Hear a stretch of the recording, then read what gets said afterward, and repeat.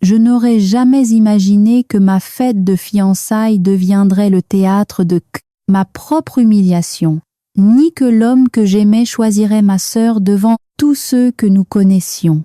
Mais quand Léandre a posé un genou à terre devant Isaline, quelque chose s'est cristallisé en moi, une froide certitude que je m'étais préparée à ce moment sans même le savoir.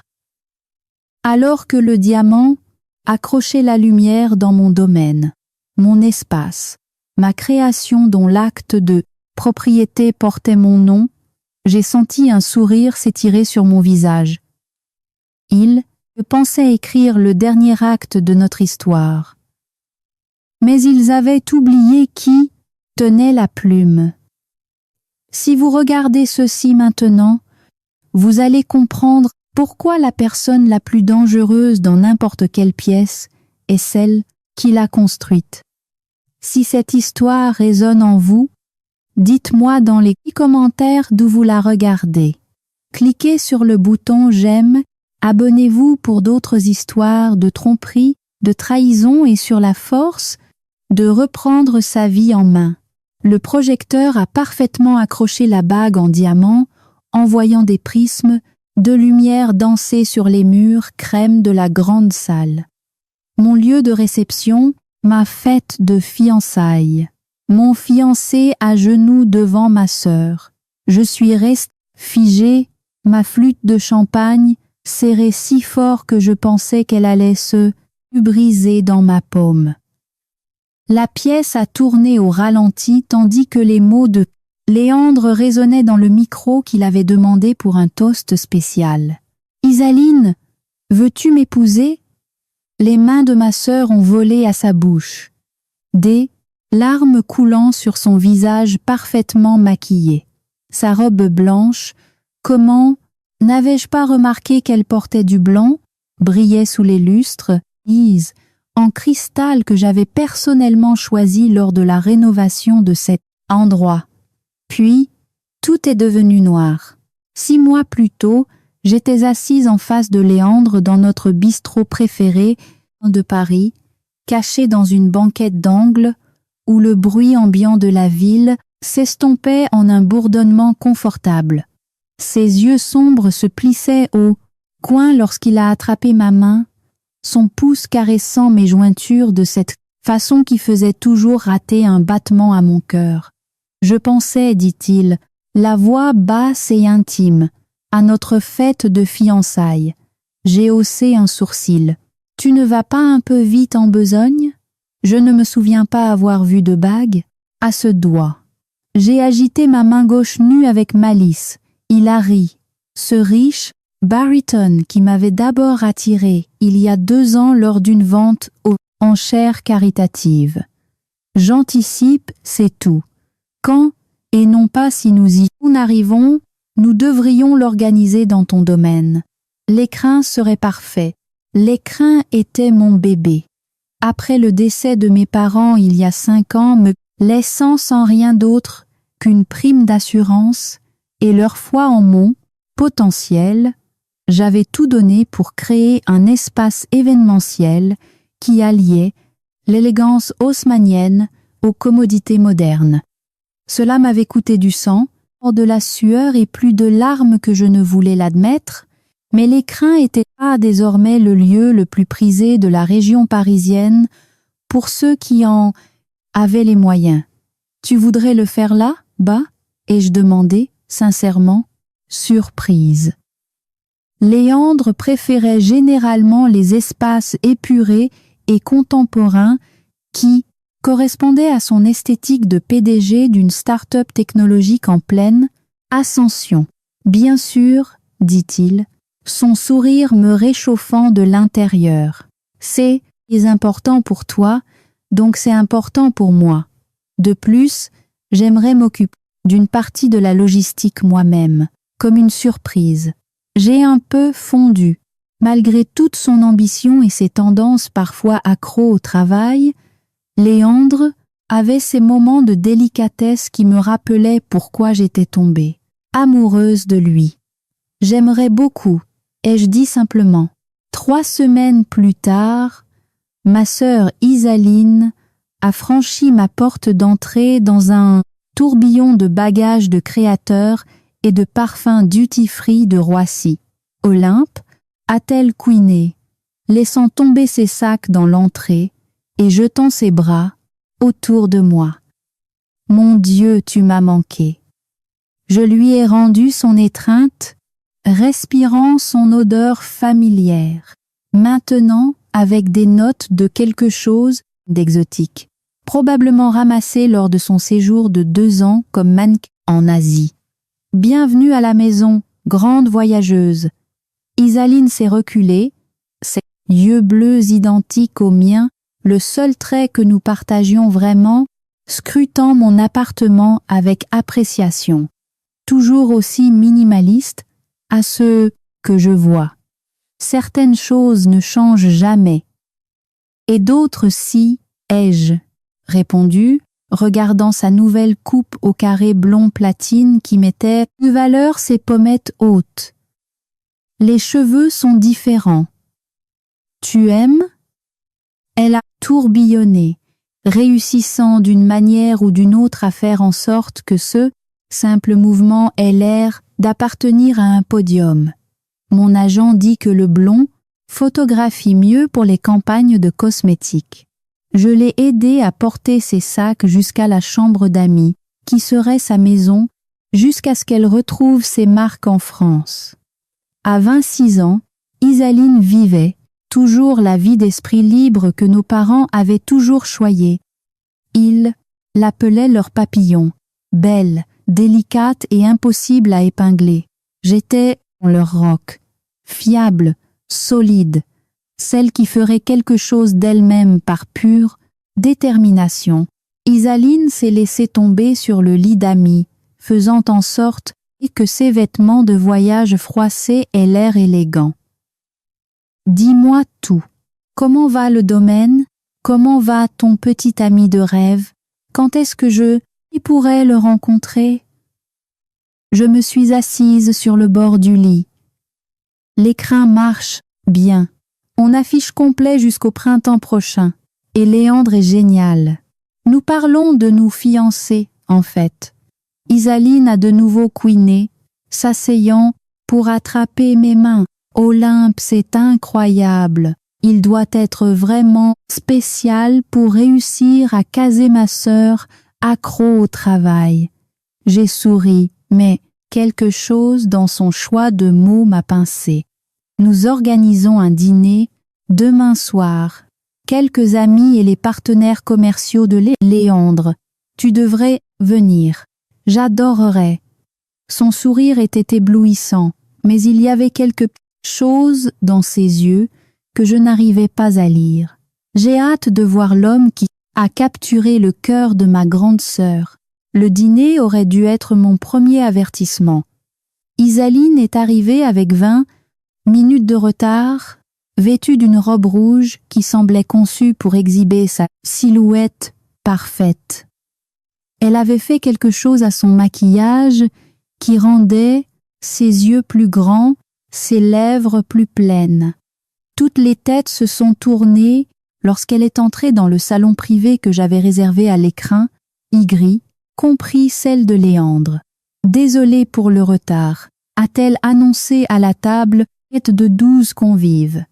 Le décalage horaire est un monstre. J'ai fait les présentations, la regardant charmer chaque invité avec une aisance calculée. Lorsqu'elle est arrivée à Léandre, elle a tenu sa main un instant de trop. « Alors, vous êtes l'homme que ma sœur a gardé secret », a-t-elle dit, sa voix descendant dans un registre soyeux. Je peux voir pourquoi. Léandre a souri, se remettant rapidement de ce qui avait traversé son visage lorsqu'elle est entrée. « Olympe m'a tout raconté sur vous, la sœur mannequin internationale.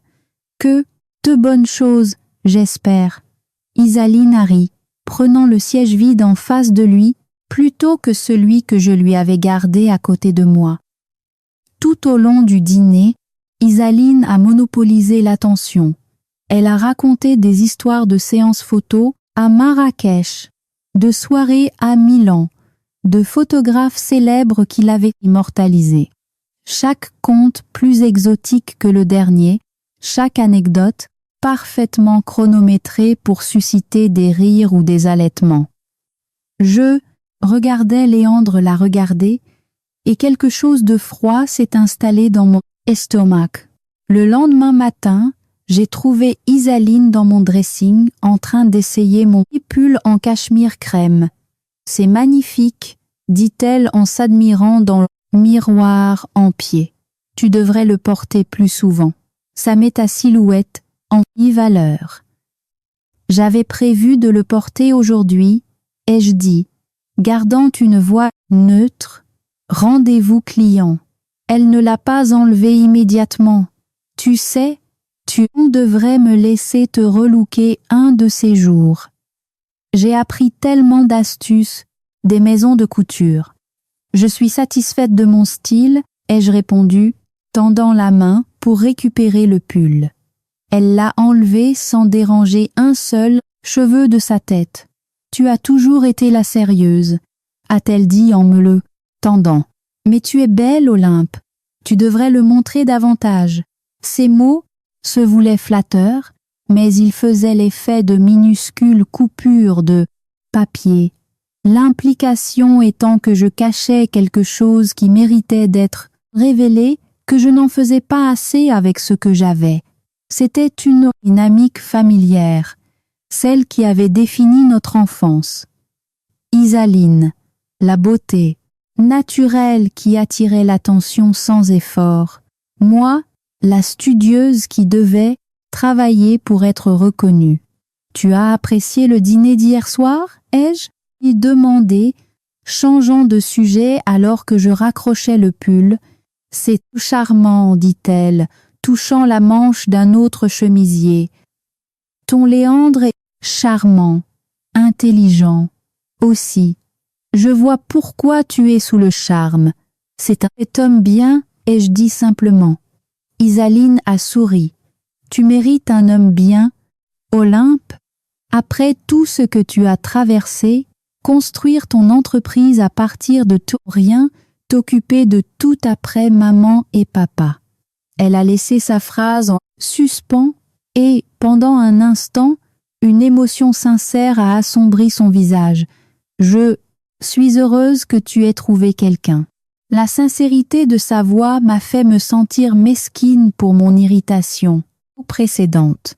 Ce matin-là, il m'a embrassée pour me dire au revoir. Un petit bisou rapide qui a semblé expéditif. Alors qu'il se dirigeait vers la porte, j'ai remarqué Isaline le regardant, avec quelque chose d'illisible dans son expression. Après son départ, elle a bâillé de façon théâtrale. Je crois que je vais me coucher tôt, le décalage horaire me rattrape. J'ai hoché la tête, ne me faisant pas confiance pour parler. Ce soir-là, j'ai appelé Solange, mon associée et plus vieille amie. Est-ce que je deviens parano? Ai-je demandé après lui, avoir expliqué ce que j'avais vu. Solange est restée silencieuse un long moment. Peut être, mais tu as toujours eu un bon instinct, Olympe, et tu fais confiance trop facilement. C'est mon fiancé, ai-je protesté, bien que techniquement ce n'était pas encore vrai. Et c'est ma sœur, c'est pourquoi ça ferait si mal, si elle. J'ai laissé ma phrase en suspens. Si quoi? A soupiré Solange.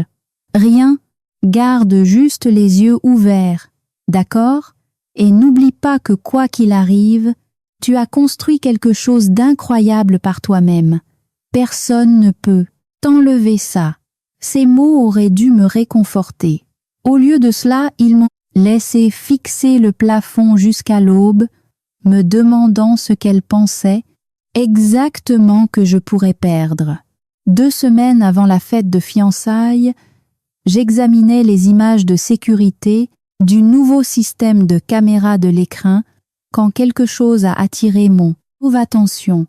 J'avais vérifié les caméras principalement pour m'assurer qu'elles était bien positionné et capturait les angles nécessaires, mais en cliquant sur les différents flux de la veille.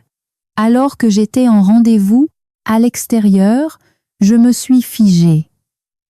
La voiture de Léandre était sur le parking de A14 d'Ixept, alors qu'il aurait dû être au travail. J'ai avancé la vidéo, le regardant entrer dans le bâtiment en utilisant la clé que je lui avais donnée pour les préparatifs de la fête. Il traversait le hall avec détermination, vérifiant son téléphone à plusieurs reprises. 10 minutes plus tard, une autre voiture s'est garée. Isaline en est descendue, lunettes de soleil sur le nez, malgré le ciel nuageux, une écharpe enroulée autour de ses cheveux comme une femme essayant de ne pas être reconnue. Mon cœur battait la chamade alors que suivait leurs mouvements à travers le bâtiment. Ils se sont retrouvés dans la même salle principale, mais n'y sont pas restés. Au lieu de cela, Léandre l'a conduite à l'étage, vers la suite nuptiale, la pièce réservée aux mariés pour se préparer le jour de leurs noces. La pièce que j'avais imaginé utiliser moi-même un jour. La caméra à l'intérieur a tout capturé. La façon dont ils se sont rapprochés à la seconde où la porte s'est fermée. Le baiser passionné qui indiquait clairement que ce n'était pas leur premier. Les mots chuchotés que je ne pouvais pas entendre, mais que je pouvais imaginer avec beaucoup trop de clarté. « Et peut plus attendre très longtemps », a dit Isaline alors qu'ils se séparaient. Enfin, ces mots tout juste audibles sur l'enregistrement. Bientôt, a promis Léandre, replaçant une mèche de cheveux derrière son oreille, exactement de la même manière qu'il le faisait souvent avec moi. Après la fête, une fois que tout sera en place, j'ai fermé l'ordinateur portable, les mains tremblantes. Pendant un instant, j'ai envisagé de les confronter immédiatement, de crier, de jeter des objets, d'exiger des explications.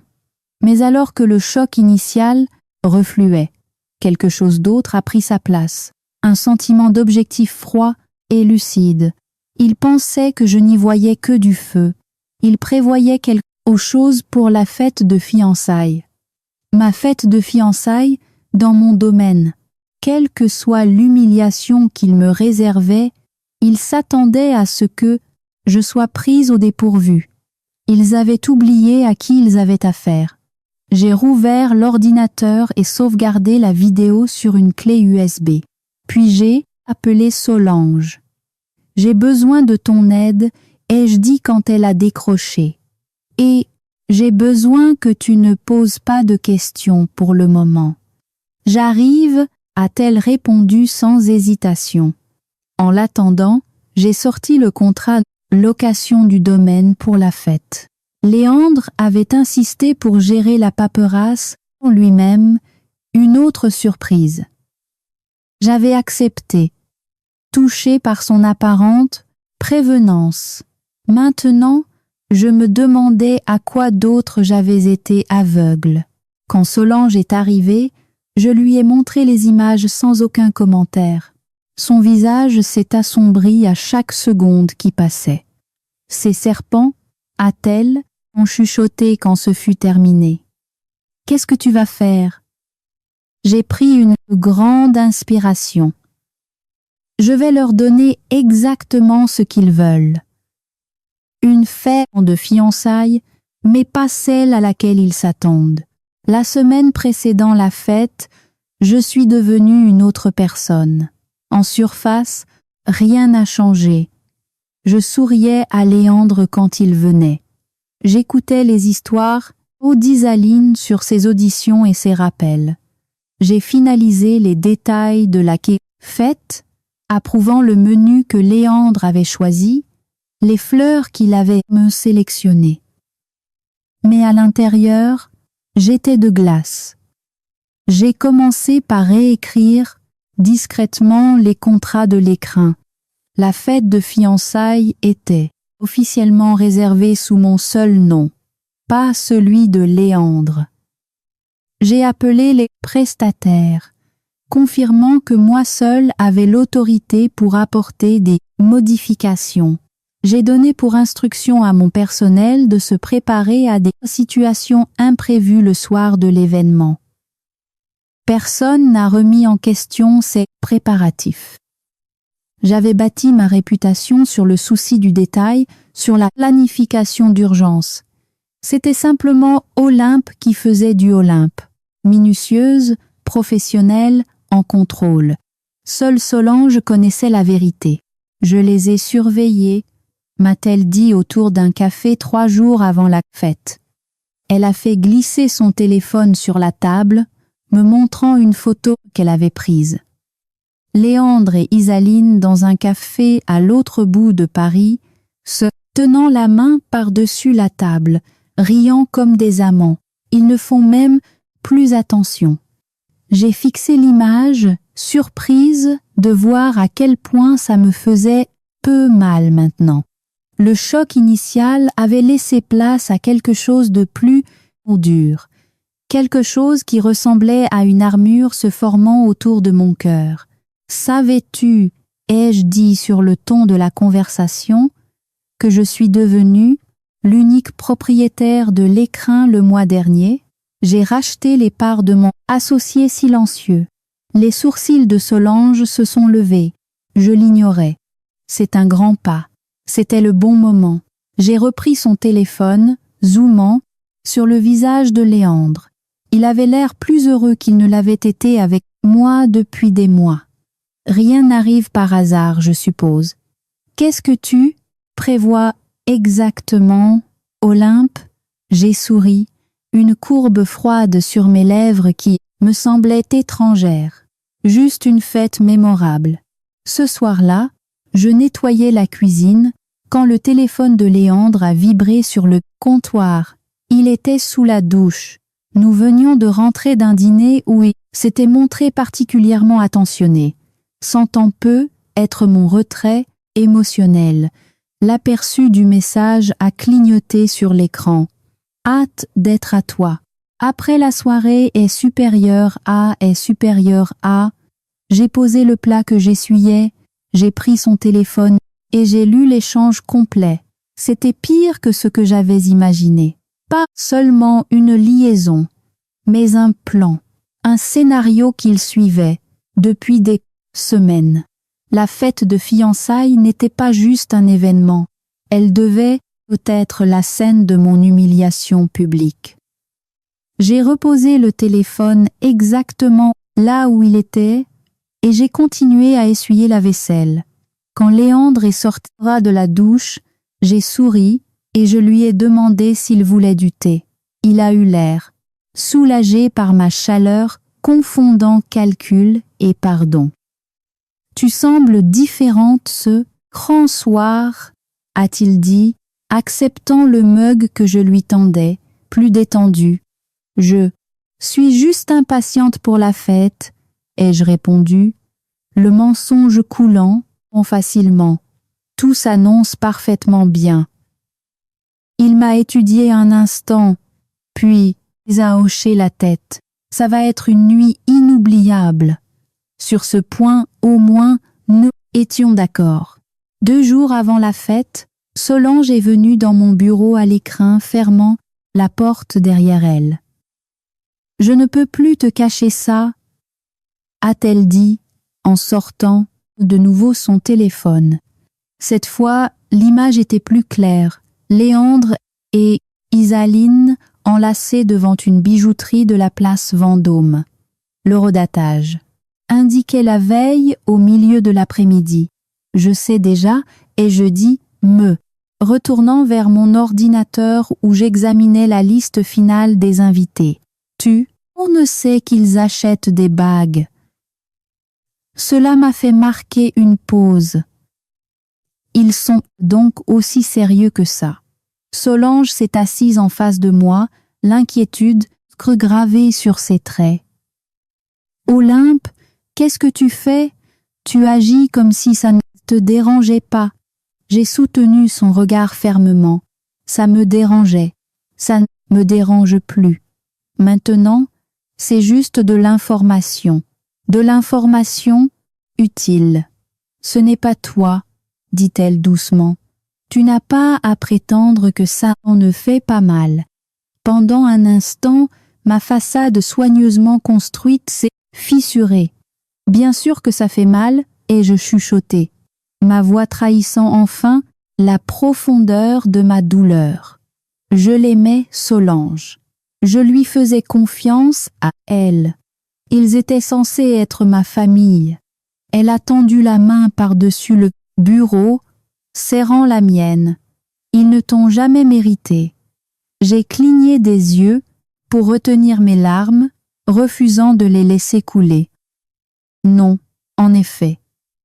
Et ils sont sur le point d'apprendre exactement ce que cela signifie. J'ai ouvert le tiroir de mon bureau et j'ai sorti une clé USB. J'ai besoin que tu gardes ça en notre sécurité jusqu'à la fête. Elle contient les images de sécurité de la suite nuptiale. J'ai fait plusieurs copies. Solange l'a prise, l'expression sombre. Qu'as-tu besoin d'autre que je fasse? Juste être là. Et peut être apporté une bouteille de champagne supplémentaire. Je crois que nous allons faire quelque chose, finalement. Le jour de la fête s'est levé, radieux et dégagé. Je me tenais dans mon appartement observant la robe que j'avais choisie pour la soirée, une élégante robe émeraude qui flattait mes yeux et contrastait avec mes cheveux sombres. Pas de blanc, rien de nuptial. Ce n'allait pas être mon mariage, après tout. Isaline était partie tôt, prétextant avoir besoin de temps dans un spa avant le grand événement. Je savais qu'elle rejoignait Léandre. Ils étaient devenus petits imprudents, pensant que j'étais trop absorbée par les préparatifs pour remarquer leurs absences, leurs appels chuchotés, leurs regards appuyés. J'ai passé la matinée à l'écran pour vérifier personnellement chaque détail. L'éclairage a été ajusté selon mes instructions. Le système audio testé. L'écran du projecteur. Un ajout inhabituel pour une fête de fiançailles a été discrètement positionné. Tout est parfait, mademoiselle, m'a assuré mon coordinateur d'événements. Presque parfait, ai-je corrigé en regardant ma montre. Il y a une dernière chose que je dois gérer personnellement. Je me suis dirigée vers le bureau administratif où le titre de propriété de l'écrin était conservé dans un coffre-fort ignifuge. Le retirant, je l'ai placé dans un élégant dossier portant le logo en relief du domaine. Ce serait ma police d'assurance. Ma garantie que peu importe ce qui se passerait ce soir, certaines choses ne pourraient pas m'être enlevées. Alors que je verrouillais le bureau, mon téléphone a vibré avec un texto de Léandre. J'ai hâte de te voir ce soir. Ça va être parfait. J'ai souri à l'écran, tapant en retour. Tout est exactement comme cela doit être. L'écran n'avait jamais été aussi beau. Les lustres en cristal projetaient une lueur chaleureuse sur le grand salon. Des compositions de roses blanches et de feuillages ornaient chaque table. La fontaine à champagne, demande spécifique de Léandre, bouillonnait au centre de la pièce. Un quatuor à cordes jouait doucement dans le coin. Je me tenais à l'entrée, accueillant les invités à leur arrivée. Amis, collègues, membres de la famille, tous souriants, me félicitant, admirant les lieux. Aucun d'eux ne savait ce qui se préparait. Tu t'es surpassé, m'a dit ma tante Odette en m'embrassant sur la joue. L'endroit est magique. Merci, ai-je répondu, avec une chaleur sincère dans la voix. J'avais toujours été proche d'Odette, la sœur de ma mère, qui avait pris le relais après la mort de mes parents. Je suis heureuse que tu aies pu venir. Je n'aurais manqué ça pour rien au monde. Où est ton bel homme? Il va arriver séparément, ai-je expliqué avec fluidité. Une surprise de dernière minute a coordonné. Elle m'a tapoté la main. C'est un gardien, celui-là. Tellement attentionné. Si seulement elle savait. Solange est apparue à mes côtés, resplendissante dans une robe bleue nuit. Tout est en place, a-t-elle murmuré. Es-tu prête pour ça? J'ai hoché la tête, scrutant la foule grandissante. Absolument. À 20 heures précises, Léandre a fait son entrée. Il était dévastateur dans costume noir sur mesure, ses cheveux sombres parfaitement coiffés, son sourire, confiant alors qu'il traversait la pièce, acceptant les félicitations et tapant dans le dos des invités, avec un charme facile. Quand il m'a rejointe, il m'a embrassée profondément. Une performance pour le public. Tu es incroyable, a-t-il dit, ses yeux balayant la pièce par-dessus mon épaule. Tout est-il installé comme nous l'avions prévu, exactement comme prévu, l'ai-je rassuré, sachant que nous parlions de plans totalement différents. Ses mains ont serré les miennes. Et l'espace d'un instant, je me suis souvenu de la raison pour laquelle j'étais tombée amoureuse de lui. Le charisme, la concentration, ça, a façon de vous faire sentir comme le centre de son univers, jusqu'à ce que quelque chose de mieux se présente. Isaline est arrivée avec un retard élégant, faisant tourner les têtes en entrant dans une robe blanche fluide qui aurait facilement pu être prise pour une robe de mariée. Ses cheveux blonds étaient arrangés en un chignon sophistiqué, des boucles d'oreilles en diamant, neuves, l'ai-je remarqué, étincelant à ses oreilles. Elle m'a fait la bise en l'air. L'endroit est superbe, sereite. Tu as pensé à tout. Comme toujours, ai-je répondu, mon sourire ne faiblissant, passe. La soirée s'est déroulée selon le programme. Le dîner a été servi. Un repas de 4 plats que j'avais sélectionnés il y a des mois, quand je croyais encore, que cette nuit marquerait le début de mon avenir avec Léandre. Le vin a coulé, la conversation bourdonnait, mais les invités observateurs auraient pu remarquer des étrangetés. Le montage photo diffusé sur les écrans autour de la salle montrait que des images de moi, l'obtention de mon diplôme, l'ouverture de l'écrin, des vacances que j'avais prises seule ou avec des amis. Pas une seule photo de Léandre et moi ensemble. La playlist, qui est passée de morceaux classiques élégants à des chansons contemporaines pendant le dîner, incluait des choix subtils, des titres parlant de trahison et de résilience. J'ai observé Léandre et Isaline tout au long de la soirée, la distance prudente qu'ils maintenaient en public, les brefs contacts quand ils pensaient que personne ne regardait, la communication silencieuse à travers la pièce. Ils attendaient, faisant monter l'anticipation pour leur grand moment. Je les ai laissés croire qu'ils avaient le contrôle. Au moment où le dessert était servi, des soufflets au chocolat individuels, mon préféré, Léandre s'est levé et a tapé avec une cuillère contre une coupe de champagne. La pièce s'est tue, tous les yeux se tournant vers lui avec attente. Il s'est avancé au centre de la pièce, l'expression solennelle.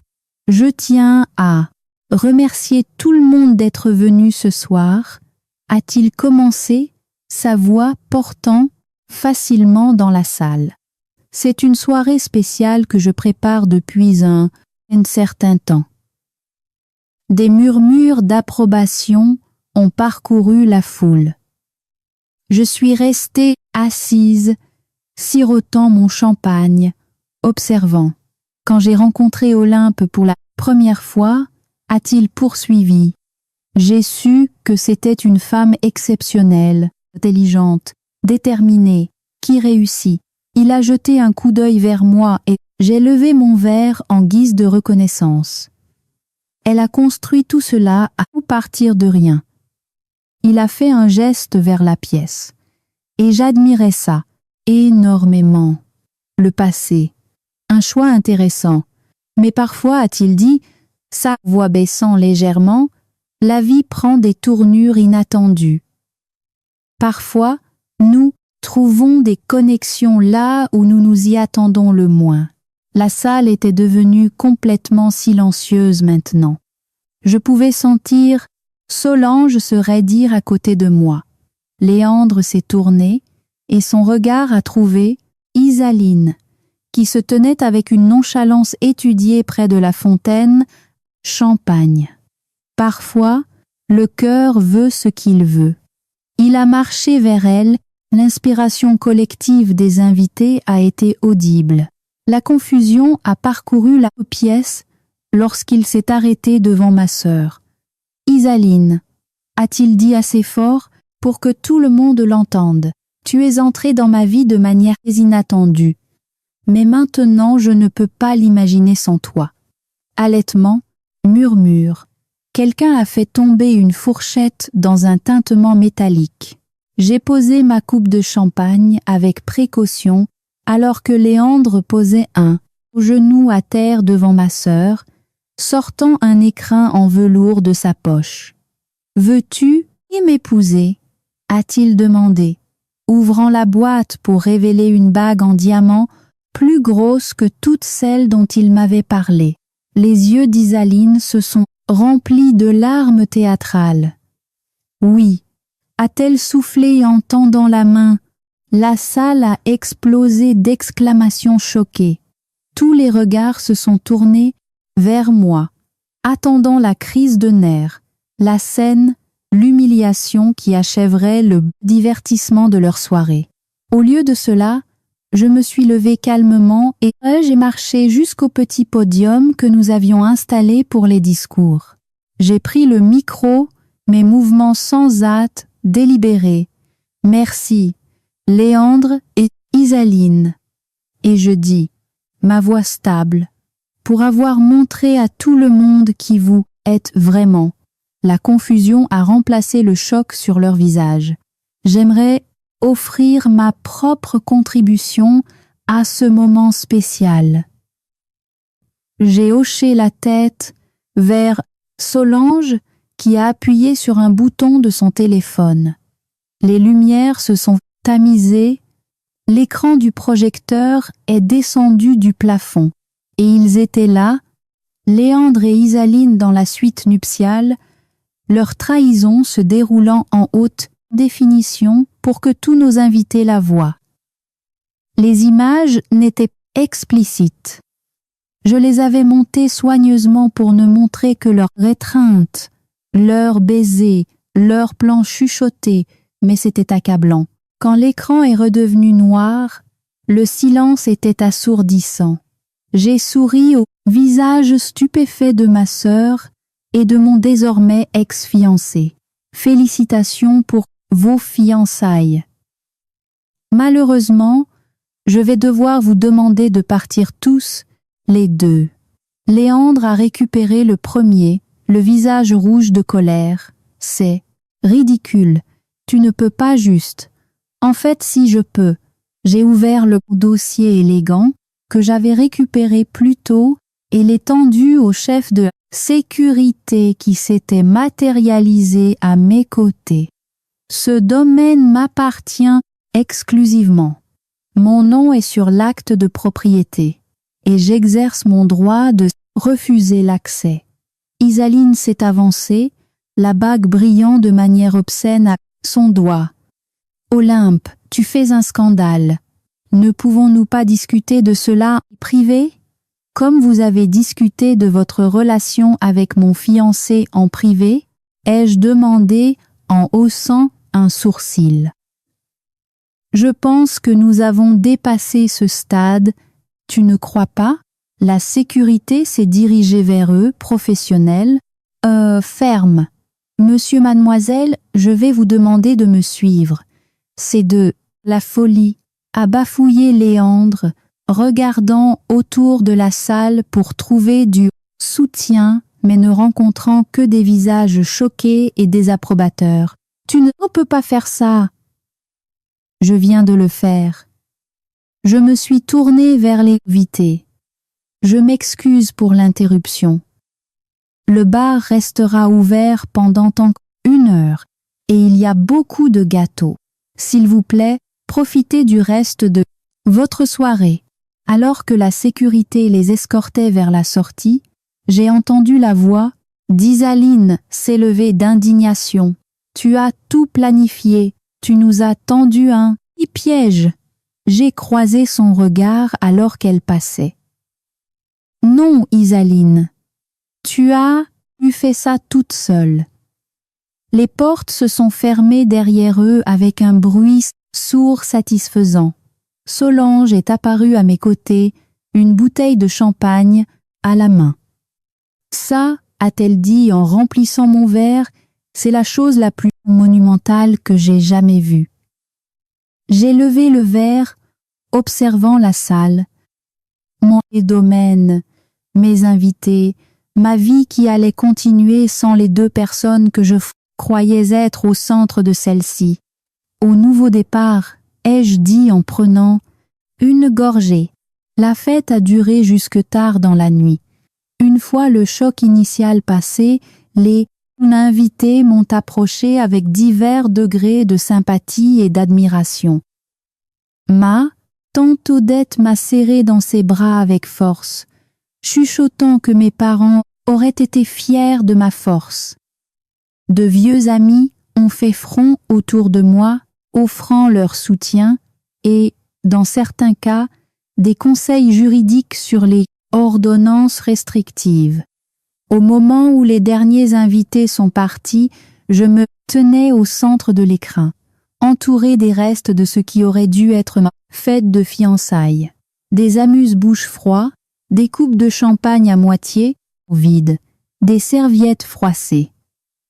Solange m'a trouvée là, son expression s'adoucissant alors qu'elle constatait mon immobilité. « Comment vas-tu, vraiment ?»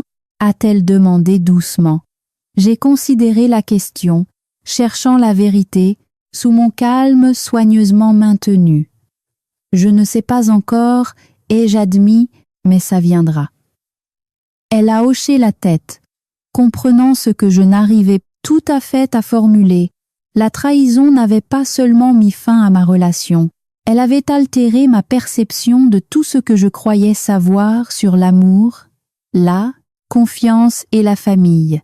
Quoi qu'il arrive ensuite, a-t-elle dit en glissant son bras sous le mien, tu ne l'affronteras pas seul. J'ai regardé le grand salon vide une dernière fois avant que nous n'éteignions les lumières. Dans l'obscurité, je me suis fait une promesse silencieuse. Ce n'était pas une fin. C'était le début de quelque chose de plus fort. Je me suis réveillée le lendemain matin de la fête, avec mon téléphone vibrant sans faire tomber de la table de nuit. En plissant les yeux sur l'écran, j'ai vu 15 appels manqués, 37 SMS et une notification indiquant que ma boîte mail avait atteint sa capacité maximale. C'est quoi ce bordel? Ai-je marmonné en faisant défiler les messages. La plupart venaient d'amis et de la famille, prenant de mes nouvelles, mais plusieurs provenaient de numéros inconnus avec des textes comme « Tu es mon héroïne » et la façon dont tu as géré ça est iconique. J'ai ouvert Instagram pour découvrir que mon nombre d'abonnés avait triplé dans la nuit. Ma dernière publication, une simple photo de l'extérieur de l'écran partagé 1 semaine plus tôt, comptait des milliers de nouveaux commentaires. C'est là que j'ai vu la vidéo. Quelqu'un avait filmé la demande en mariage de Léandre à Isaline, ma réponse calme et la révélation de la vidéo en sécurité. L'extrait de 60 secondes avait déjà accumulé plus de 2 millions de vu avec une légende qui disait « Elle a maîtrisé la situation. Je me suis assise dans mon lit, la tête qui tournait. Ce n'était pas prévu dans mon plan. » Ma vengeance était censée être contenue, personnelle, vue uniquement par les personnes présentes. Je n'avais jamais envisagé qu'elle deviendrait virale. Mon téléphone a de nouveau sonné. « Solange, as-tu vu ça ?» m'a-t-elle demandé sans préambule. « Juste à l'instant, ai-je répondu, essayant encore de comprendre. « Qui a posté ça ?» Quelqu'un nommé @Paris Événement, un membre du personnel de restauration, je crois. J'essaye de le faire supprimer, mais c'est déjà partout. Ai-je terminé pour elle? Solange a hésité. Es-tu contrarié? J'ai examiné la question avec un détachement clinique. Étais-je contrarié que des millions d'inconnus soient témoins de ce qui aurait dû être ou une humiliation privée? Que mon traumatisme personnel soit devenu un divertissement public? Étrangement, je ne l'étais pas. Non. Ai-je fini par répondre? Qu'il regarde. Que tout le monde voit exactement qui sont vraiment Léandre et Isaline. Ce n'est pas la réponse à laquelle je m'attendais, a admis Solange. Moi non plus. Je suis sortie du lit et me suis dirigée vers la fenêtre, tirant les rideaux pour laisser entrer la lumière du matin. Mais j'en ai fini de cacher les choses. Ils opéraient dans l'ombre, pas en moi.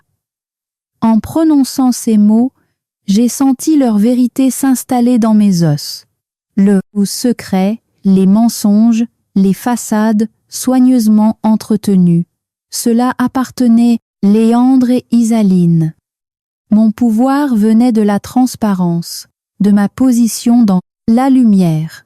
Eh bien, dans ce cas, a dit Solange, sa voix prenant un ton différent, tu dois savoir qu'Isaline fait déjà du contrôle des dégâts. Elle a posté une story, Instagram, en larmes à 3 heures du matin. J'ai affiché le profil de ma sœur. Bien sûr, elle était là, le mascara artistiquement estompé, les yeux rougis, ses cheveux habituellement parfaits décoiffés d'une manière qui restait toujours glamour. Je n'ai jamais voulu blesser personne, disait sa légende. Parfois, le cœur ne suit pas les règles. S'il vous plaît, respectez notre vie privée pendant cette période difficile. J'ai ri, un son dur même à mes propres oreilles.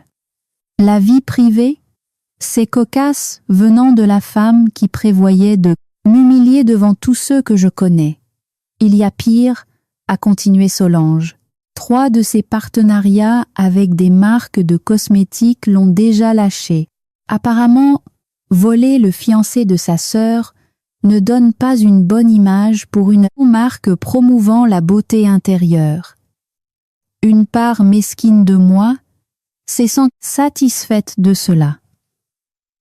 Isaline s'était toujours reposée sur son physique, son charme, sa capacité à se faire aimer des gens. Pour une fois, ses atouts n'étaient pas suffisants pour la sauver. Et Léandre, ai-je demandé? Rien, pour l'instant, mais j'ai entendu des rumeurs. Son entreprise dépend fortement de tes relations avec les investisseurs. Les gens posent des questions. J'ai hoché la tête, bien qu'elle ne pût me voir. La start-up de Léandre était sur le point de conclure une fusion majeure que j'avais aidé à faciliter grâce à mon réseau. L'accord doublerait la valorisation de l'entreprise du jour lendemain. Je devrais passer quelques coups de fil, ai-je dit, listant déjà mentalement les investisseurs à qui je devais parler. Olympe, la voix de Solange s'est adoucie. Es-tu sûr de vouloir emprunter cette voie? La vengeance est une chose, mais détruire activement leur vie. Je ne détruis rien du tout, ai-je répondu d'un ton mesuré. Je dis simplement la vérité. Ce qui arrive ensuite dépend d'eux. J'ai passé la matinée à répondre aux appels et aux messages, ne répondant qu'à ceux des personnes qui comptaient vraiment. Vers midi, on a sonné à ma porte. À travers le Judas, j'ai vu Isaline portant toujours la robe blanche de la veille. Le maquillage est allé au-delà de la tragédie artistique pour devenir quelque chose de vraiment pitoyable. J'ai envisagé de l'ignorer, mais la curiosité l'a emporté. « Que veux-tu » ai-je demandé en ouvrant la porte, mais en bloquant l'entrée. « S'il te plaît » a-t-elle murmuré, la voix brisée. Puis-je entrer juste une minute? Contre mon meilleur jugement, je me suis écartée. Isaline est entrée avec hésitation, comme si elle s'attendait à des pièges.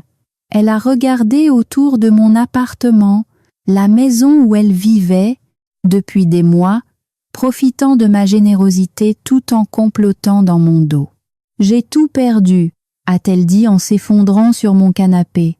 3 contrats, annulés ce matin. Mon agent ne retourne pas mes appels et les commentaires. Elle a frissonné. Il me traite de serpent, de traîtresse, pire encore. C'est fâcheux, ai-je répondu en restant debout. À quoi t'attendais-tu? Exactement? Ses yeux ont brillé d'une indignation familière. Je m'attendais à ce que tu gères ça en privé, pas que tu en fasses un spectacle public. Comme toi et Léandre aviez prévu de me faire, et je levai un sourcil. N'était-ce pas le but de la demande surprise à ma fête de fiançailles? Une humiliation maximale. Ce n'était pas comme ça, a-t-elle protesté, mais faiblement.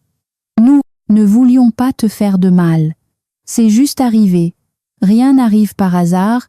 Isaline, tu as fait des choix. Léandre aussi. Moi aussi. Elle a levé les yeux vers moi, les larmes coulant. Il m'a trompé aussi, tu sais. Il a dit que vous vous éloigniez déjà l'un de l'autre, que tu étais trop absorbé par ton entreprise pour faire attention à lui, que tu t'en ficherais. Pendant un instant, j'ai failli avoir pitié d'elle. Presque. Au lieu de cela, j'ai marché vers mon ordinateur, l'ai ouvert et tourné l'écran vers elle. Laisse-moi te montrer quelque chose. J'ai diffusé la vidéo non montée, la suite nuptiale, les passages que je n'avais pas montrés à la fête. Isaline et Léandre planifiant exactement comment ils annonceraient leur relation. Riant de ma réaction attendue. Léandre l'assurant qu'une fois le choc passé, je m'en remettrai, car Olympe fait toujours ce qu'il faut. Le visage d'Isaline s'est vidé de ses couleurs. Je n'ai pas, nous n'avons pas. Vous n'avez pas quoi? Pensez que je le découvrirai ou pensez que je riposterai? Elle a fixé l'image figée sur l'écran, incapable de nier les preuves de sa propre trahison. « Je suis venue te demander pardon, » dit-elle enfin d'une toute petite voix, pour voir si nous pouvions sauver quelque chose. Il n'y a rien à sauver, Isaline. J'ai fermé l'ordinateur. Tu ne m'as pas seulement trahi, tu m'as montré exactement qui tu as toujours été. J'ai juste refusé de le voir jusqu'à maintenant. Que suis-je censé faire? A-t-elle demandé. Le désespoir s'insinuant dans son ton. Où suis-je censé aller? Ce n'est plus mon problème. Je me suis dirigée vers la porte, l'ouvrant pour lui signifier de partir. Tu aurais dû penser aux conséquences avant de lui rendre son baiser. Après son départ, je me suis appuyée contre la porte fermée, expirant lentement. La confrontation m'avait épuisée plus que prévu. Une part de moi, celle qui se souvenait d'avoir construit des cabanes avec Isaline enfant, de lui avoir tenu la main aux funérailles de nos parents, souffrait de cette perte. Mais cette douceur avait disparu. Peu être n'avait-elle jamais vraiment existé? Mon téléphone a vibré avec une notification d'email. Il venait de l'entreprise de Léandre, une demande officielle de rencontrer leur conseil d'administration. L'objet indiquait « Discussion urgente concernant la fusion à venir ». J'ai porte souris, rédigeant une réponse polie indiquant que je serais heureuse de les rencontrer dès qu'ils auraient retiré Léandre de la table des négociations. 3 jours plus tard, j'étais assise en face de Gaspard de Rochefort, le président aux cheveux argentés du conseil de Léandre. Nous étions dans le salon privé d'un restaurant exclusif, le genre à ne pas afficher les prix sur le menu. « Je vous remercie de me rencontrer, Olympe », a-t-il commencé d'un ton neutre. Les récents événements ont été fâcheux. C'est un euphémisme, ai-je répondu, en buvant une gorgée d'eau. Il s'est raclé la gorge. Le conseil voulait-vous exprimer que les actions personnelles de Léandre ne reflètent pas les valeurs de l'entreprise. Nous espérons que cet incident n'affectera pas notre relation professionnelle. Par incident, vous voulez dire mon fiancé me quittant publiquement pour ma sœur après des mois de tromperie. Et par relation professionnelle, vous parlez de la fusion que j'ai aidé à négocier et qui augmenterait la valeur de votre entreprise d'environ 200 millions d'euros. Gaspard a eu la décence d'avoir l'air mal à l'aise. Essentiellement, oui, j'ai reposé mon verre. La fusion est toujours possible, Gaspard, mais pas si Léandre est impliqué. Il est le PDG, a-t-il protesté, bien que faiblement. Et vous êtes le conseil. Les PDG peuvent être remplacés. Ses yeux se sont légèrement plissés. Vous voulez que nous le renvoyions?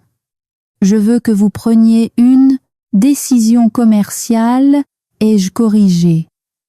Léandre a fait preuve d'un mauvais jugement, de manquements éthiques et d'une propension à trahir ses proches. Sont-ce des qualités que vous voulez chez quelqu'un qui dirige votre entreprise lors d'une transition critique? Gaspard est resté silencieux, réfléchissant. Finalement, il a hoché la tête. Je ferai part de vos préoccupations au conseil, mais entre nous. Il s'est penché en avant. Plusieurs membres remettaient déjà en question sa position après que la vidéo est devenue virale. Cela pourrait simplement accélérer l'inévitable. J'ai souri, levant mon verre aux décisions commerciales judicieuses. 2 semaines après la fête de fiançailles, Léandre a été démis de ses fonctions de PDG de sa propre entreprise.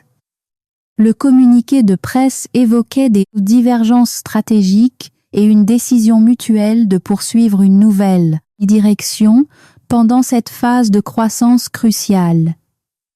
J'ai reçu son email le jour même. L'objet disait simplement « S'il te plaît, Olympe, je sais que tu ne me croiras pas, mais je n'ai jamais voulu que les choses se passent ainsi. » Ce qui a commencé comme un flirt inoffensif a dégénéré. J'ai tout perdu. Mon entreprise, ma réputation, la plupart de mes amis. Même Isaline ne retourne plus mes appels. J'ai été un idiot. J'ai gâché quelque chose de vrai pour quelque chose qui ne l'était pas. Pourrions-nous nous voir juste pour parler? Tu me manques, nous me manquons. S'il te plaît. Je suis désolée, Léandre. J'ai lu le message 2 fois, cherchant la moindre lueur d'émotion. Désir, colère, insatisfaction. Je n'en ai trouvé aucune. Juste la reconnaissance creuse. L'homme qui avait écrit ces mots n'avait jamais été l'homme que je pensais reconnaître. Ma réponse a été brève. Rends les clés de mon appartement et du domaine d'ici demain. Ne me contacte plus. Il n'a pas répondu, mais les clés sont apparues dans ma boîte aux lettres le lendemain matin avec une lettre, manuscrite que je n'ai pas pris la peine de lire. Cet après-midi-là, j'ai accepté l'invitation d'une animatrice de podcast très populaire qui voulait m'interviewer, non pas au sujet de la trahison, m'a-t-elle assuré, mais sur la manière de transformer la douleur en pouvoir. Alors que je me préparais pour l'interview, sélectionnant avec soin une tenue qui projetait de la force sans arrogance, j'ai réalisé que quelque chose avait fondamentalement changé en moi. La blessure de la trahison était toujours là, mais elle ne dominait plus mes pensées. Au lieu de cela, je me retrouvais concentrée sur l'avenir, mon entreprise, mes objectifs, ma nouvelle compréhension de ma propre valeur. La trahison ne m'avait pas brisée, elle m'avait révélé. Bienvenue dans Tournant décisif, le podcast où nous explorons les moments charnières de la vie et comment ils nous façonnent. Je suis votre hôte, Roxane Vidal, et aujourd'hui je suis rejointe par Olympe, entrepreneuse et propriétaire de l'Écrin, qui s'est récemment retrouvée au centre de ce que beaucoup appellent l'histoire de vengeance nuptiale qui a captivé les réseaux sociaux. J'ai souri poliment à Roxane à travers la table du studio d'enregistrement, ajustant mentalement mes arguments préparés. J'avais accepté cette interview pour reprendre le contrôle de mon histoire, pas pour nourrir la frénésie virale. Merci de m'avoir invitée, Roxane, ai-je dit, ma voix plus assurée que je ne m'y attendais. Bien que je doive préciser, ce n'était pas de la vengeance, c'était de l'instinct de préservation. Elle a hoché la tête, respectant la correction. C'est juste, commençons par là. Beaucoup de gens se seraient effondrés sous une telle trahison publique. Au lieu de cela, vous avez réagi avec un sang-froid remarquable. D'où est venue cette force? J'ai examiné la question avec attention. J'ai construit mon entreprise à partir de rien après avoir perdu mes parents. Cette expérience m'a appris que même si l'on ne peut pas contrôler ce qui nous arrive, on peut contrôler la façon dont on y réagit. Quand j'ai découvert la trahison de mon fiancé et de ma sœur, mon premier instinct a été de m'effondrer. Mais ensuite, je me suis souvenu de qui je suis, de ce à quoi j'ai survécu, de ce que j'ai construit et de ce que vous possédiez, a ajouté Roxane avec un sourire entendu. Oui, ai-je reconnu, le fait que le domaine soit uniquement à mon nom n'était pas pour tendre un piège. Il s'agissait de protéger ce que j'avais créé, chose que j'avais faite bien, avant d'avoir la moindre raison de douter de Léandre ou d'Isaline. L'interview s'est poursuivie pendant près d'1 heure, se concentrant non pas sur les détails croustillants de la trahison, mais sur la résilience, l'entrepreneuriat et l'importance de l'indépendance financière. Avant de conclure, a dit Roxane, je dois vous demander, quelle est la suite pour vous et l'Écrin? J'ai souri, prête pour cette question. En fait, je suis en plein processus de changement d'image. L'Écrin deviendra le fleuron de l'essentiel, une chaîne de lieux d'événements de luxe gérée par des femmes, centrée sur la création d'espaces où les gens peuvent célébrer de manière authentique. L'essentiel, a répété Roxane. J'aime ça, simple mais puissant, comme les femmes qu'elle est censée servir, ai-je répondu. Alors que l'interview s'achevait, Roxane s'est penchée au-dessus de la table. En off, c'était monumental ce que vous avez fait. Vous affirmez comme ça. Je l'ai remercié en rassemblant mes affaires. Parfois, s'affirmer est la seule option. Le podcast a été diffusé 3 jours plus tard et est immédiatement devenu une tendance sur toutes les plateformes. Ma boîte de réception s'est remplie de messages de femmes partageant leurs propres histoires de trahison et de guérison. Des offres d'investissement ont afflué pour l'expansion. L'essentiel. Un organisateur de TEDx m'a contacté pour me demander si j'envisagerais de donner une conférence intitulée « Posséder la pièce, même quand elle brûle ». Au milieu de ce tourbillon professionnel, j'ai reçu une autre, mise à jour indésirable concernant Isaline. Elle avait posté une vidéo en larmes de 15 minutes sur sa chaîne YouTube, se dépeignant comme une victime des circonstances et du harcèlement sur les réseaux sociaux. « J'ai tout perdu », sanglotait-elle dramatiquement face caméra. Ma carrière, ma sœur, réputation, tout ça pour une seule erreur. Tout le monde mérite une seconde chance. La vidéo a reçu des réactions mitigées, quelques commentaires compatissants, d'autres dénonçant sa posture de victime. Ce qu'Isaline avait omis de mentionner, c'est qu'elle avait déjà signé avec un producteur de télé, réalité pour une émission documentant son voyage vers la rédemption. J'ai fermé l'onglet du navigateur sans finir la vidéo. Isaline retomberait, toujours sur ses pattes. C'était ce qu'elle faisait de mieux. Mais pour la première fois, je ne me sentais pas responsable de la rattraper. 3 mois après la fête de fiançailles, le changement d'image de l'essentiel était terminé. La transformation de l'ancien écrin, avec sa nouvelle signalétique élégante, son site web mis à jour et son intérieur rafraîchi, a attiré des articles de fond dans plusieurs magazines d'affaires et de mode de vie. Les réservations ont augmenté de 40%. J'aurais dû être folle de joie. Au milieu de cela, je me suis retrouvée assise seule dans mon bureau tard un soir, fixant une vieille photo que j'avais découverte en faisant du tri dans mes dossiers. Léandre et moi lors d'un gala de charité 1 an plus tôt, tous les deux, souriants, son bras autour de ma taille. Nous avions l'air heureux. Nous avions l'air vrai. Une seule larme s'est écrasée sur la surface glacée. Bon sang, ai-je murmuré, en colère contre cette faiblesse. Après tout, comment pouvait-il encore me manquer? Pas l'homme qui m'avait trahi, mais l'homme que je croyais qu'il était, celui qui m'apportait le café au lit, qui se souvenait de petits détails de mon enfance, qui avait un jour été mon refuge. La porte du bureau s'est ouverte doucement et Solange est entrée. L'inquiétude, gravant ses traits lorsqu'elle a vu mon visage. « Oh, Olympe !» a-t-elle dit, venant à mes côtés. « Qu'est-ce qui ne va pas ?»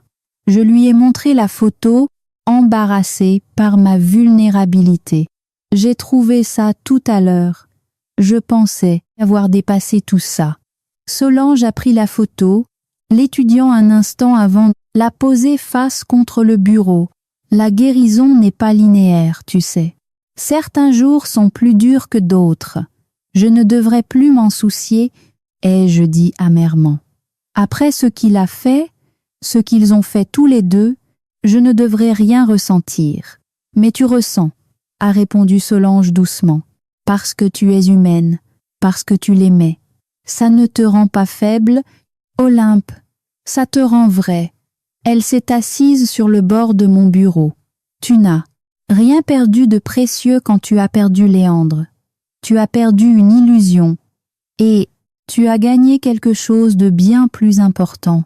La clarté sur qui tu es et ce que tu mérites.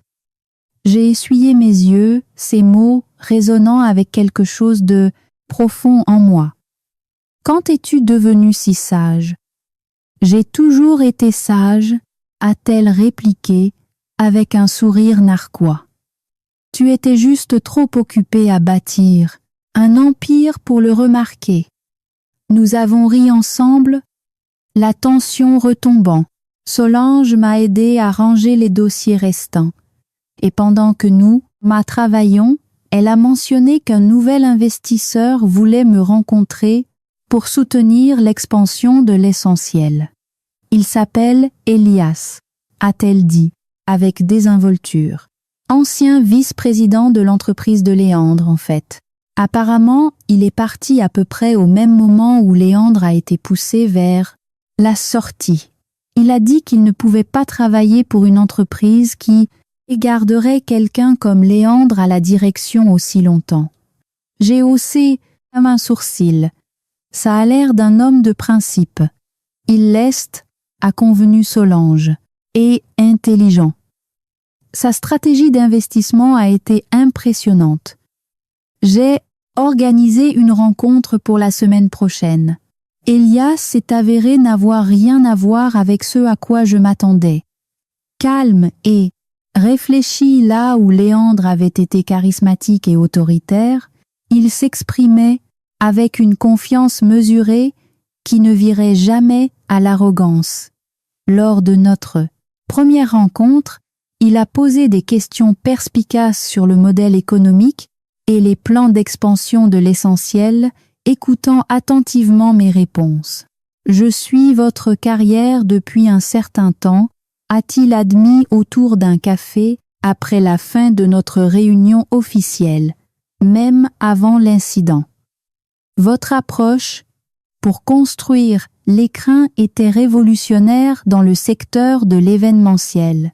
Vous avez priorisé à la fois le luxe et l'accessibilité. C'est rare. Vous semblez en savoir beaucoup sur mon entreprise, ai-je observé, ne sachant pas s'il fallait être flatté ou inquiète. Il a souri, l'expression réchauffant son visage sérieux. Je mets un point d'honneur à étudier les entrepreneurs à succès, en particulier ceux qui construisent quelque chose qui a du sens. Et, après ce qui s'est passé avec Léandre, il a hésité. Je veux que vous sachiez que j'ai toujours pensé qu'il était un imbécile, pas seulement pour ses choix personnels, mais pour avoir pris vos relations avec les investisseurs pour acquises. Vous n'avez pas besoin de prendre vos distances avec lui pour moi, ai-je dit, appréciant néanmoins sa franchise. Je ne le fais pas, m'a-t-il assuré. J'ai quitté cette entreprise parce que je ne respectais pas la direction, Léandre ou le conseil qu'il a cautionné trop longtemps, mon intérêt, pour l'essentiel est purement fondé sur ses mérites et votre vision. À la fin de notre rencontre, j'avais accepté son offre d'investissement. Les conditions étaient excellentes et son expertise dans le développement des entreprises serait précieuse à mesure que l'essentiel grandirait. Alors que le printemps laissait place à l'été, la vie a pris un nouveau rythme. Le deuxième emplacement de l'essentiel a ouvert en grande pompe. La conférence TEDx que j'avais donnée est devenue virale, augmentant ma notoriété de conférencière en affaires. J'ai même recommencé à fréquenter des hommes de façon décontractée, prudemment, mais avec un sens plus clair de ce que je voulais et méritais. Elias est devenu non seulement un investisseur, mais un conseiller de confiance. Sa présence stable offrant un contraste bienvenu au chaos de l'année précédente. Nous avons développé une relation de travail fluide qui a progressivement évolué vers l'amitié, bien que j'ai gardé une distance émotionnelle prudente. Puis est venue l'invitation, une retraite d'affaires exclusive pour femmes en Toscane, organisée par une entrepreneuse légendaire que j'admirais depuis des mauvaises années. Seules 50 femmes dans le monde avaient été conviées. « Tu dois y aller », a insisté Solange quand je lui ai montré l'email. Ce n'est pas juste une opportunité de réseautage, c'est une consécration. Elle avait raison. L'invitation représentait ce vers quoi j'avais travaillé bien avant Léandre, ou la vidéo virale, la reconnaissance de ma perspicacité et de ma vision des grosses affaires. Il ne s'agissait pas d'être la femme de cette vidéo. Il s'agissait d'être Olympe, l'entrepreneuse. La veille de mon vol, j'ai reçu une notification indiquant que quelqu'un m'avait identifié dans une publication. C'était un compte anonyme partageant des photos côte à côte. Léandre et Isaline d'il y a 6 mois, l'air glamour à ma fête de fiançailles, contrastant avec une récente photo de paparazzi d'eux en train de se disputer à la sortie d'un restaurant, tous deux ayant l'air hagards et stressés. La légende disait « Le temps révèle toutes les vérités. Certains karmas n'ont pas besoin d'aide. Je me suis désidentifiée et j'ai bloqué leur compte. Leur histoire ne faisait plus partie de la mienne. Alors que l'avion décollait le lendemain matin, j'ai regardé par le hublot le paysage urbain qui rétrécissait en contrebas. Quelque part là, dessous se trouvait l'appartement que j'avais partagé avec Léandre, le domaine où il m'avait trahi, la vie que je pensais vouloir. Rien de tout cela ne me manquait. La prochaine fois que je tomberai amoureuse, ai-je chuchoté pour moi-même alors que l'avion s'inclinait vers le lever du soleil, ce sera avec quelqu'un qui applaudit quand je gagne. 1 an jour pour jour après la tristement célèbre fête de fiançailles, je me tenais à l'entrée du tout nouveau lieu de l'essentiel, un magnifique entrepôt réaménagé dans le Marais qui avait autrefois appartenu au groupe d'investissement de la famille de Léandre.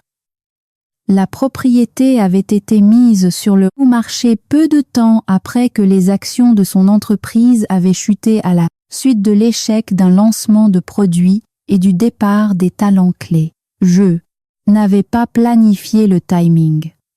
Certaines coïncidences cosmiques s'arrangeaient d'elles-mêmes. Nerveuse, a demandé Elias, apparaissant à mes côtés dans un costume parfaitement taillé, sa présence calme toujours aussi ancrée. J'ai souri, ajustant le revers de mon blazer blanc. Pas nerveuse, pensif. Il a hoché la tête, comprenant sans besoin d'explication. Au cours des 9 mois écoulés depuis qu'il avait investi dans l'essentiel, Elias était devenu plus qu'un partenaire commercial. Notre relation professionnelle avait progressivement évolué vers quelque chose de plus profond, hésitant d'abord, puis de plus en plus certain. « Eh bien, vous êtes magnifique, a-t-il dit, simplement. Et tout est prêt, ils vous attendent. » À l'intérieur, l'espace transformé brillait d'un éclairage chaleureux. Contrairement à l'élégance traditionnelle du premier domaine, cet emplacement adoptait un chic industriel. Des murs en briques apparentes, de hauts plafonds avec des poutres d'origine et des installations sur mesure mêlant esthétique, vintage et moderne. 300 invités se mêlaient sous des installations artistiques créées par des femmes artistes locales. Je me suis frayé un chemin dans la foule, acceptant les félicitations et répondant aux questions sur les futurs plans d'expansion. L'essentiel était devenu un phénomène, avec des établissements désormais dans 3 villes et des négociations en cours pour des partenariats internationaux. La voilà a lancé une voix familière. Solange s'est approchée, resplendissante dans une combinaison qui complimentait son nouveau rôle de directrice de la création de l'essentiel, la femme de la soirée. Elle m'a serré fort dans ses bras, puis a reculé pour évaluer mon expression. « Comment te sens-tu ? Vraiment ?» J'ai examiné sa question. Attentivement. « Accompli », ai-je finalement répondu, comme si tout ce qui s'était passé m'avait mené ici. Solange a hoché la tête avec approbation. Je savais que tu y arriverais, finirais par arriver, bien que j'avoue avoir eu des moments d'inquiétude. Tu ne l'as jamais montré. C'est à ça que servent les amis. Croire en toi-même quand tu ne crois pas tout à fait en toi-même. Un carillon a retenti, signalant le début du programme officiel. Je me suis dirigée vers la petite estrade, embrassant du regard les visages impatients d'investisseurs, des clients, des médias et de mes amis. Il y a 1 an, ai-je commencé sans préambule. J'ai vécu ce que beaucoup considéreraient comme le pire scénario. Mon fiancé m'a quitté pour ma sœur, publiquement, dramatiquement, et avec une cruauté calculée. Un murmure a parcouru la foule. Bien que la plupart connaissent l'histoire, j'y faisais rarement référence, directement. Cette nuit-là, debout dans le domaine que j'avais construit à partir de rien, j'ai eu un choix à faire. Je pouvais être détruite par la trahison ou je pouvais être définie par la résilience. J'ai choisi la seconde. J'ai fait une pause, laissant mon regard parcourir la salle. Mais ce n'est pas une histoire de vengeance, malgré ce que les vidéos virales pourraient suggérer.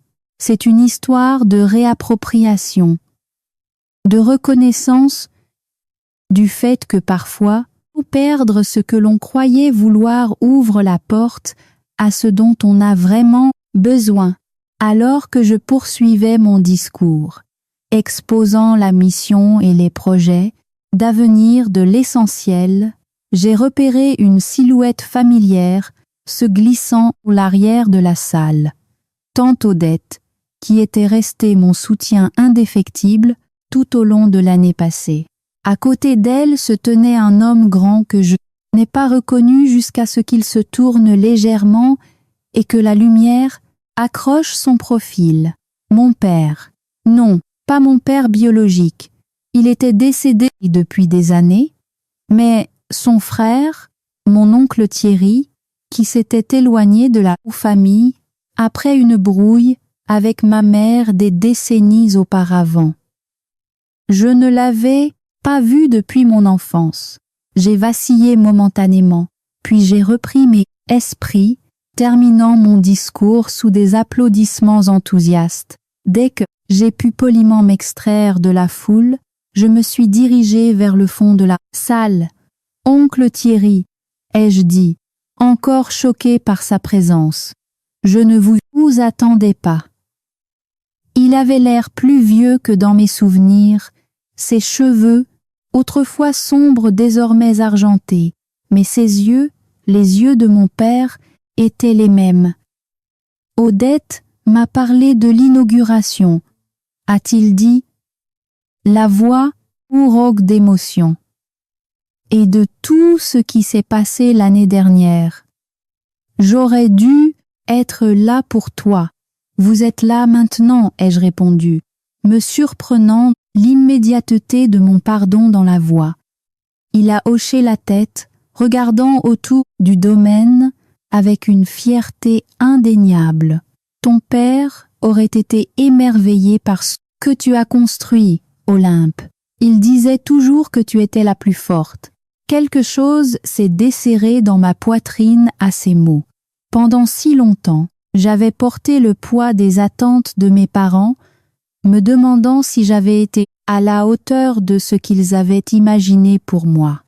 Maintenant, debout dans cet espace que j'avais créé, entouré de gens qui croyaient en ma vision, je me sentais enfin digne de leur foi. Plus tard dans la soirée, après le départ des derniers invités, je me suis retrouvée seule dans la salle vide. Elias avait proposé de rester, mais je lui avais demandé un moment pour moi, une commémoration privée du chemin qui m'avait menée ici. J'ai marché vers le centre de la pièce, me rappelant comment je m'étais tenue à l'écrin 1 an plus tôt, entourée des ruines de ce qui aurait dû être ma fête de fiançailles. À ce moment-là, j'étais en état de choc, fonctionnant à l'adrénaline et au calcul froid. Aujourd'hui, je ressentais un profond sentiment de paix. Mon téléphone a vibré avec une notification, un souvenir vieux d'1 an de mon application de photos, l'invitation à la fête de mes fiançailles que j'avais conçue. Présentant le nom de Léandre à côté du mien dans une écriture élégante. Je l'ai supprimée, sans hésitation. De mon sac, j'ai sorti une petite boîte étiquetée soirée de fiançailles. À l'intérieur se trouvaient les objets que j'avais gardés comme rappel. Le contrat du domaine avec la signature de Léandre, la clé USB contenant les images de sécurité, la clé qui avait rendu. Un par un, je les ai placés dans le brasero décoratif qui servait de pièce maîtresse dans le coin salon. Quand j'ai craqué l'allumette, les flammes ont pris rapidement, consumant ces derniers liens physiques avec les passés qui ne me définissaient plus. Alors que je les regardais brûler, j'ai entendu des pas derrière moi. Elias s'est approché prudemment, respectant mon espace, tout en offrant sa présence. J'ai vu que les lumières étaient encore allumées, a-t-il dit. J'ai pensé que vous aimeriez peu être de la compagnie. J'ai souri, lui faisant de la place à mes côtés. Timing parfait. Nous sommes restés là ensemble, regardant les derniers papiers se recroqueviller et noircir dans les flammes. Elias n'a pas demandé ce que je brûlais. Il n'en avait pas besoin. Il était devenu habile à lire mes silences, à savoir quand parler et quand être simplement présent. Je pensais, a-t-il dit après un moment, à quelque chose que vous avez dit dans votre discours ce soir. Au fait que perdre ce qu'on croyait vouloir ouvrait la porte à ce dont on a vraiment besoin. J'ai levé les yeux vers lui, remarquant l'expression sérieuse de ses traits, et j'ai compris. Il s'est tourné pour me faire face complètement. Je ne veux pas être juste votre investisseur, ou votre conseiller, ou même juste votre ami, Olympe. Je veux plus, mais seulement si vous le voulez aussi. Mon cœur s'est emballé. Nous tournions autour de son changement depuis des mois. Chacun de nous prudents pour des raisons différentes. Moi à cause des trahisons passées, lui à cause des frontières professionnelles. Qu'est-ce que vous proposez exactement, Elias? Ai-je demandé, le choix des mots étant délibéré. Il a souri, reconnaissant le test implicite dans la question. Pas ça. Pas encore. Je propose l'honnêteté, la possibilité. Un début sans plan élaboré ou agenda caché. Juste nous deux, voyant où cela nous mène. J'ai étudié son visage, cherchant la moindre trace des calculs que j'avais fini par reconnaître dans les expressions de Léandre.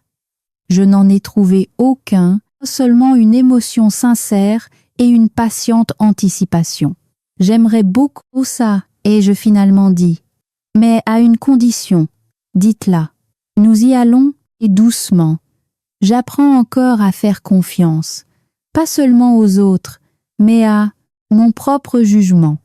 Il a hoché la tête, tendant la main pour prendre la mienne et la serrant doucement. Je n'ai rien d'autre que du temps, Olympe. Et vous, valez la peine d'attendre. Alors que nous quittions les lieux ensemble, je me suis arrêtée pour regarder en arrière l'enseigne de l'essentiel illuminée au-dessus de l'entrée. Audacieuse, simple, indéniable. Ma création, mon héritage. Il y a un an, je m'étais tenue, figée alors que mon monde s'effondrait autour de moi. Ce soir, j'avançais par choix vers un avenir entièrement conçu par moi-même. La trahison qui était censée me briser avait plutôt révélé ma force, clarifié mon objectif et finalement m'avait libérée. En perdant ce que je croyais être l'amour, j'avais trouvé quelque chose de bien plus précieux, moi-même. Vous savez, a dit Elias, alors que nous entrions dans l'air frais de la nuit, la plupart des gens auraient abandonné après ce que vous avez traversé. Ils auraient déménagé, ont recommencé à zéro ailleurs. J'ai secoué la tête, levant les yeux vers les hauts étoiles parsemées dans le ciel clair de la nuit. Je n'avais pas besoin d'un nouveau départ, j'avais juste besoin de me rappeler qui j'étais depuis le début. Et qui est-ce? A-t-il demandé. Une véritable curiosité dans la voix. J'ai souri, la réponse montant de quelque part de profond et certain en moi. Quelqu'un qui n'a pas besoin d'être secouru. Quelqu'un qui possède la pièce, même quand elle brûle. Avez-vous déjà dû vous reconstruire après que quelqu'un a essayé de vous briser? Dites-le moi dans les commentaires ci-dessous. Aimez et abonnez-vous pour d'autres histoires sur la transformation de la trahison en pouvoir. Car parfois, la meilleure vengeance n'est pas seulement de bien vivre, c'est de s'épanouir au-delà de toutes les attentes de quiconque.